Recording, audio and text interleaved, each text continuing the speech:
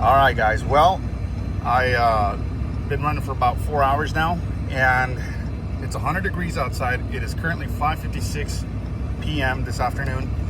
Coolant temperature is reading at 190. Trans temperature is reading at 194, and oil temperature is reading at 204. Now, let me remind you that 6,000 pounds is what the trailer by itself weighs. There's probably another 3,000 pounds, and then there's probably another 5,000 pounds. So you easily about 15,000 pounds worth of just cargo with your equipment.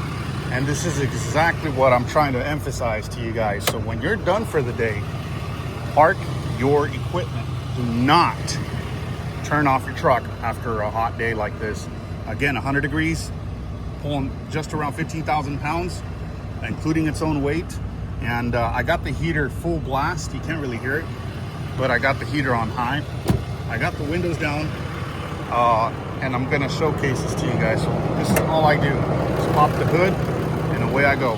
So I let it idle for about,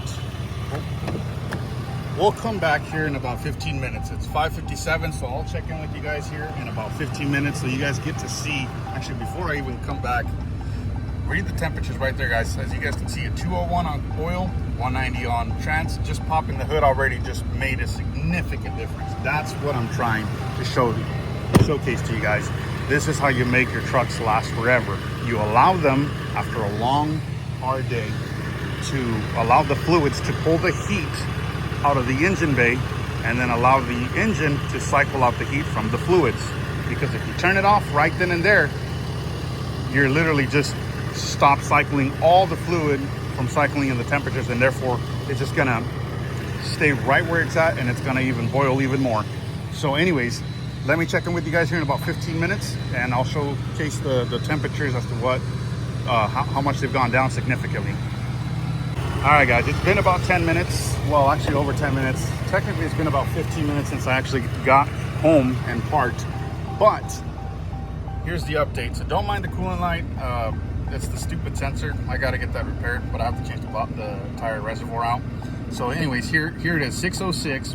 When I reported it to you guys, it was about 5:07. So about 10 to 15 minutes is where you want to idle your truck with the heater and your hood popped open. Because going from what you guys just saw as far as the numbers go for the temp, here's the coolant for 177, trans is 170, and oil temperature is 179. And just a heads up, guys, I never turn this off before when I'm parked for the day. I just turn off the truck and I just let it, turn off with the truck. I never, physically hit the button or whatever. Same thing goes for the first thing in the morning startup. I always turn on this button before I power up the entire truck. That way I know the actuator is working and whatnot. So anyways, that's what I wanted to showcase this to you guys. This is my routine. I idle it for about 10 minutes in the morning. Depending, if it's super cold, it's about 20 minutes.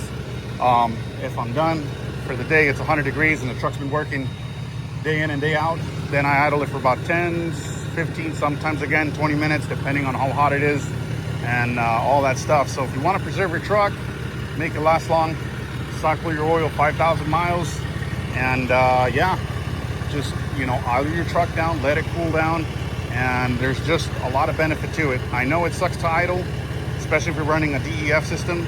I get that, but at the end of the day, it's cheap insurance. So anyways, if you guys found this useful, hit the thumbs up button. Just wanted to make a quick video. Comment down below if there's anything you guys would like to know about the maintenance on this truck. Again, 400,000 miles for 2014 Dodge Ram 3500 with 6.7 Cummins, ICE and transmissions, nothing but the best. So anyways, subscribe to the channel, guys, and I will catch you on the next one.